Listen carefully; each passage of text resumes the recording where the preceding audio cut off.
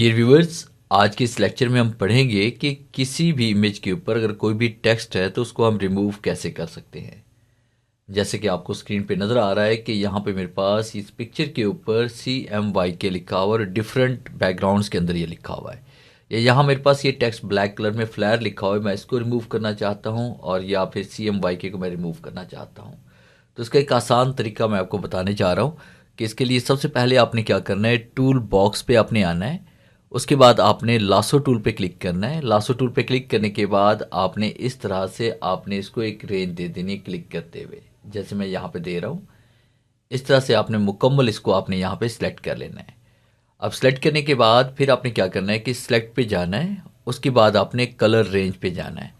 तो आपने यहाँ पे कलर रेंज देनी है कि किस कलर को आप यहाँ पे हाईलाइट करना चाहते हैं, सिलेक्ट करना चाहते हैं। तो सिलेक्शन वाली ऑप्शन सेलेक्ट होनी चाहिए, फिजनेस पे आपकी कमांड होनी चाहिए, और यहाँ पे जैसे हम क्लिक करेंगे और उसके बाद देखिए आपके पास यहाँ पे कलर ये शो हो जाएगा, जो वाइट कलर। इसको आपने यहाँ पे सेट करना है, जितना इसमें क्लियर, ये जितना क्लियर नज़र आएगा उतनी अच्छी सिलेक्शन इसमें होगी।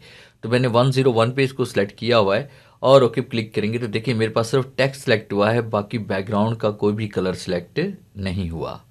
फिर उसके बाद मैंने क्या किया, सिलेक्ट पे हम आते हैं। सिलेक्ट पे आने के बाद आपने मॉडिफाई पे आना है और उसके बाद एक्सपेंड पे आएंगे। हम सिलेक्शन को एक्सपेंड करना चाहते हैं ताकि जब बैकग्राउंड इसके अंदर फिल करें तो हमारे पास ये वाइट शेडो ना आए। तो आपने यहाँ पे एक्सपेंड ज़रूरत के मुताबिक आपसे बढ़ा लें। जैसे मैं यहाँ पे एक्सपेंड इसे करने जा रहा हूँ 6 या 7 पे मैं इसे कर लेता हूँ और उसके बाद हम इसको ओके कर लेते हैं। तो अब देखिए यहाँ पे ये सिलेक्शन आपकी एक्सपेंड हो चुकी है। अब उसके बाद इसी के अंदर हमने फिल करना है यहाँ पे इस बैकग्राउंड का कलर, ताकि पता ही ना चले कि यहाँ पे कोई टेक्स्ट लिखा भी हुआ था या नहीं। तो इसके लिए हमने एडिट पे आना है और उसके बाद फिल पे क्लिक करेंगे। फिल पे क्लिक करने के बाद फिल का ये डायलॉग बॉक्स ओपन होगा आपके सामने। यहाँ पे आपने जो कमांड सेलेक्ट करनी है, कंटेंट अवेयर आपने सेलेक्ट करनी है।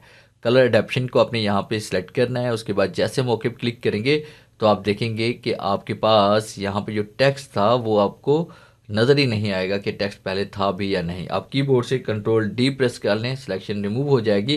तो देखिए सिर्फ आपके पास बैकग्राउंड रहा और टेक्स्ट जो भी था वो आपका रिमूव हो चुका है। और इसी तरह से हमारे पास फ़र्ज़ कीजिए कि यहाँ पे कोई भी टेक्स्ट है, चाहे फ्लैर है, A4 लिखा है, मॉकअप है या 1 है, इनमें से हम किसी को रिमूव करना चाहते हैं तो हमने यहाँ पे लासो टूल पे क्लिक करना है और उस हिस्से को यहाँ पे रेंज दे देनी है इस तरह से। तो इस तरह से आपने इसको सिलेक्ट कर लेना है, क्योंकि ये डिफरेंट कलर है थोड़ा सा। तो इसको सिलेक्ट करने के बाद फिर आपने सिलेक्ट पे दोबारा आना है और यहाँ पे हम कलर रेंज पे क्लिक करेंगे।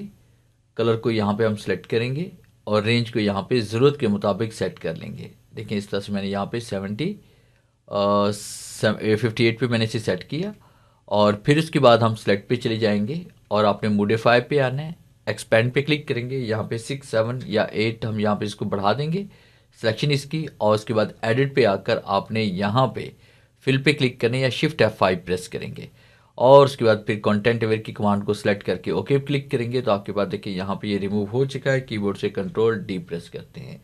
तो इस तरह से बड़ी आसानी के साथ किसी भी इमेज से कोई भी टेक्स्ट आप रिमूव कर सकते हैं।